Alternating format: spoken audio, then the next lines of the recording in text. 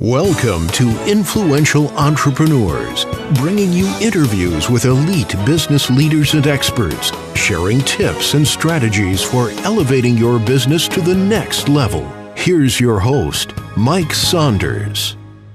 Hello and welcome to this episode of Influential Entrepreneurs. This is Mike Saunders with Marketing Huddle, and today we have with us Bryan Weinert, who is a partner at Incipient Corporation. Welcome to the program, Bryan. Thank you for having me, Mike.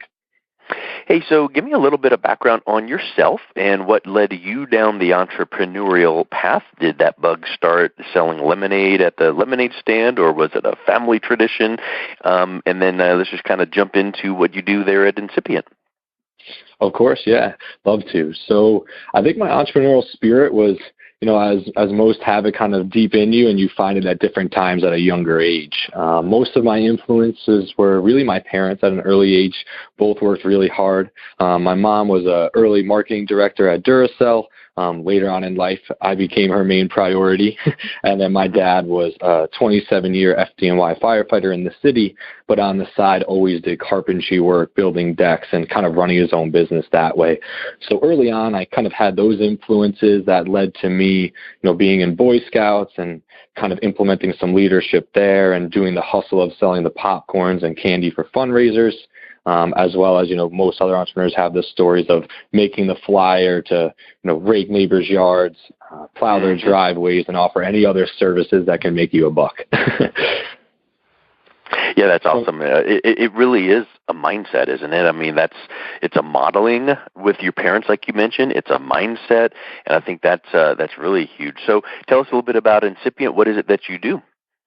Of course, yeah. So here at Incipient, I'm a partner. Obviously, my other partner is Amit Shaw. We have a pretty interesting dynamic between the two of us. I'm heavy more on the creative side, so product strategy, working with new venture clients or startup clients to bring an idea from conceptualization, through the proper phases to, of course, execute it successfully and continue to grow it from there. While Amit's background is, much more heavy on the technical side, and he assists with the development aspects, more of the IT networking and some of our more complex enterprise solutions. Well, of course, if you both had the same skill set, then you'd be butting heads and not get anything done. So that's a perfect exactly sounds to me. So You said something interesting that I'm sure we could spend about 9.5 hours on, which is you take people from ideation all the way to creation and beyond. So I'm sure that there's a lot of steps that go into that. But let's talk just for a second about the struggle that I'm certain comes up, which is I've got this great idea, and I don't know where to go with it. Do you ever work with clients that just are so 30,000-foot idea that they have trouble implementing and moving to the next step? And is that what you help with, as well as delivering, the solutions with them and for them? Yeah, Mike, that's a great question, and you really hit it right on the head. That's probably about 60% of the people that I work with. They come with a grand plan, and, a lot of us, it's easy to visualize the end, but it's hard to define the best first 3 to 5 steps to take that will put us on the right trajectory for that end, right? Yeah. And with the beauty of how, tangible technology is in our everyday lives, people are beginning to formulate new ways and find ways that they can implement solutions because they see a common problem. But the way that we look to do it, right, because their biggest issue is how do you segment these ideas? How do I take the grand idea and how do I help them parse that out to identify what's the core product or core feature that allows you to differentiate and bring a unique value to the market you're targeting, right? And all those other supplement features do bring value down the line, but they're not going to make an impact on that initial audience, right? And if you do all of it at once, then you're going to have way too much feedback to deal with to actually make a lasting impact. Or you'll just spend significant resources, which most people don't have when they're starting their first idea. So the way that we like to go about it, and the way that I found the most success in describing our processes, is we like to call it the dimensional design theory. And what that means on our side, using a housing analogy, Mike, because everyone can kind of resonate with that, our first step would be the first dimension. Now, Mike, let's build a house together. if you and I are going to start building our house, we're going to start with some blueprints, right? What do we want? Let's start sketching on some paper. Do we want 3 bedrooms or 4? Do we want, 3 bathrooms or 5, right? Is there a basement, an attic? What are the spaces looking like, and what are the utilities of those spaces? On the development side, this can translate to what are your core features. Within those core features, what are the main solutions or, right, the utility that you're trying to provide, and what value does it bring to the customer? Once we've had that defined, now we've really helped boil it down to what are the core features that you need initially and which ones are great aesthetically or might bring some, fun engagement value but aren't critical to proving your initial concept. Mm-hmm. Once that's fully vetted, we would move to the second dimension. This is you and I getting into a nice Illustrator program, taking a virtual tour of our home and defining all the colors of the walls, what kind of furniture selection do we have, where's that big plasma TV going to go in the living room, right? And when people come in our front door, what is the way that they navigate the flow of our home? Mm-hmm. Obviously, on the technology side, this translates to creating visual designs and a prototype that enables us to do some initial A/B testing and vet out the best way to navigate users through the core features and get them to the main value in the most minimal steps, right? Because none of us like a cumbersome experience. Lastly, we go to the third dimension. Yeah, go ahead. You brought up a really good point with what you are laying out. Just feels like structure.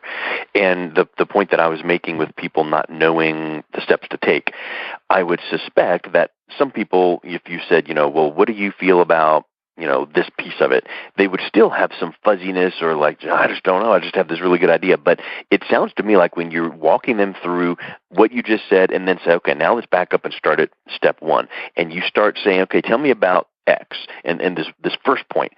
I would think that they, even if they felt initially like they've got a little bit of mind roadblock in their mind, that it's just going to come out because you've laid it out so well and each step builds upon each other. Is that something that your clients and the people you work with are finding is a benefit?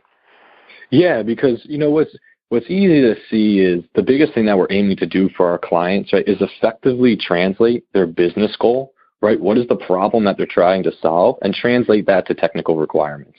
And within that process, there's a lot of fluff, right? Much like when any of us write a first book or anything like that, there's a lot that can get pulled or added, right? That takes away from the true mission. So that's kind of how we act as a filter within the initial steps, to ask a few painful questions, right? That will help them recognize that, okay, although that may be beneficial, it's not core to what I'm trying to prove.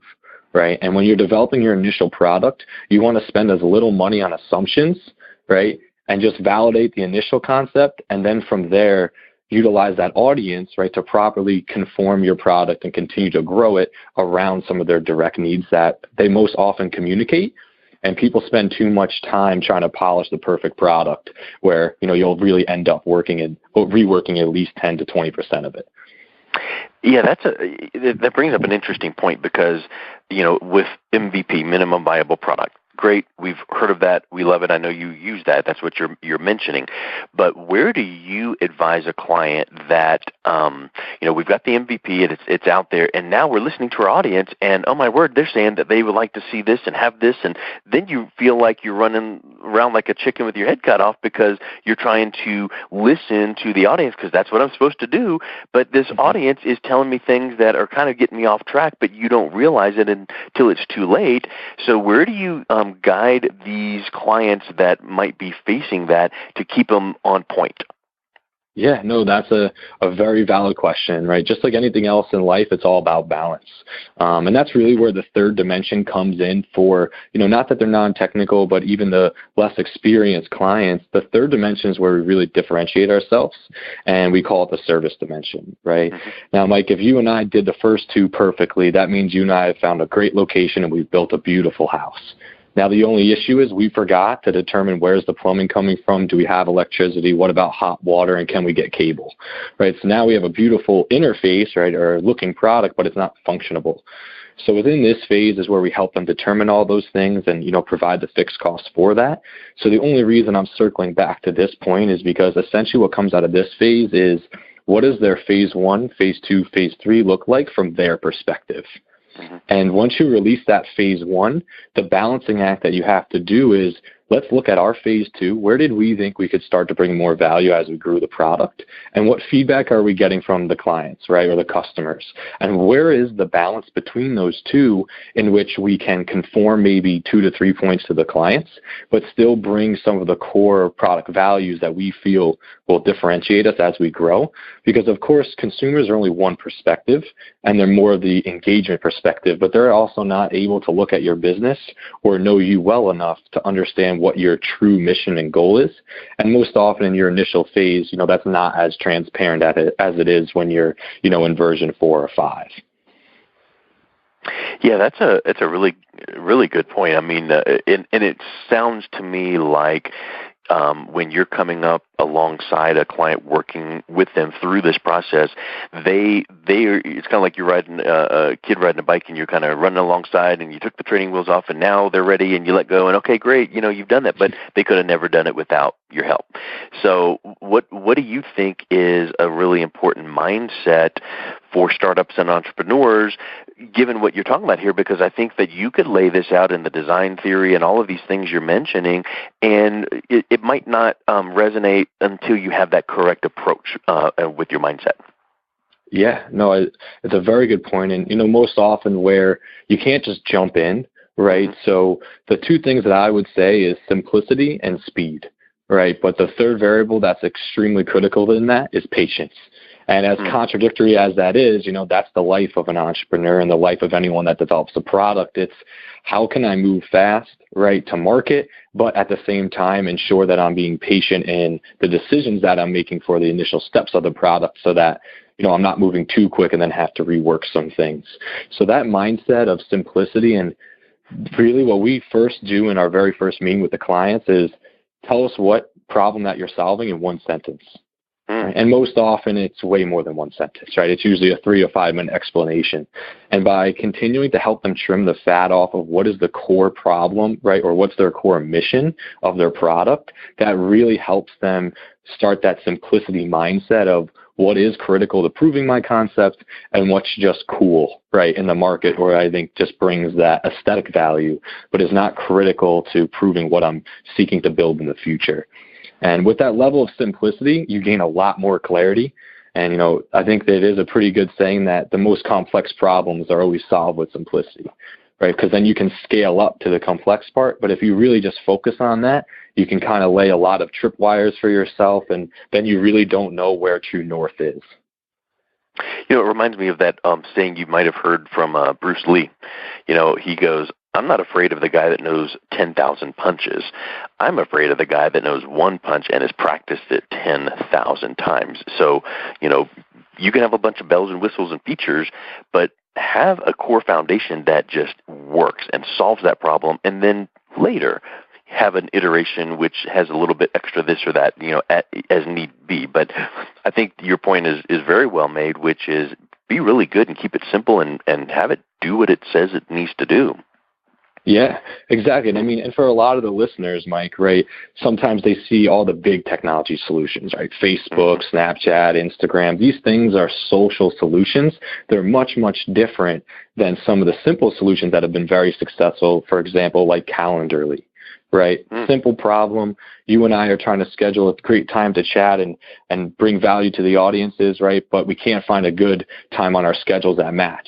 So we have 7 email exchanges. It takes 2 weeks, then we finally connect. To solve that pain point, they come up with one link where I can share my availability, right? Or you can, and then the other person can just select the day that works best, and that cuts out that whole exchange. And now I think with a lot more of these simplistic solutions being introduced to the market, we're seeing a lot more customers having also more, simplistic ideas, which is just very powerful because you can move so much quicker because they understand they're not trying to build, a social movement like Facebook. They're just trying to conquer a niche and bring value in that one regard. Yeah, I think it really starts with, you hear on Shark Tank so many times people going, well, back a few years ago, we had this thing and had this problem, and we were looking for the solution, and they would, describe it out, and it just didn't exist. So that's when we came up with, and I think that's where you have to start. And, it could be a simple solution, and like your scheduling example you just used, they could have a lot of bells and whistles with that and go, oh, and we could also have a feature where you can, communicate with your staff. Well, at some point, yeah, maybe that could be something, but there's other things that people use for that purpose for, but I just need a scheduling tool, so thank you. So I think that's huge. Makes me wonder and think to ask, do you guys create solutions and applications just for clients, or do you have applications that you guys work on as a company that would be solutions to problems? Yeah, no, that's a very good question. So really our company is split out in two sides due to our dynamic, which is, just fantastic for our overall, growth and strategy as a whole. So I work heavily with the startups, obviously around them. We leverage our experience that we have within the product space where, we're still building a supply chain product that works with pharmaceutical companies. And that's headed up by my partner primarily due to the deep complexes on the technical side. But with that product, our core was how can we streamline the order fulfillment process of certain manufacturers. Some of our initial relations were within the pharmaceutical space, and we're beginning to move out of that. But we have a core line of just how can we improve the order fulfillment process. And anyone that gets added to that team reads that one sentence, and they all have different ways to bring value to it. So for us, that's the way that we go about that product. And right now, we're introducing some more disruptive technologies with IoT, right? The Internet of Things, right? Introducing different drone solutions or scanners or things like this that can continue to drive that mission. Neat. Hey, so let's wrap up with a fun question. What in the world is an incipient? And tell us a little bit about how you came up with that and your logo and branding.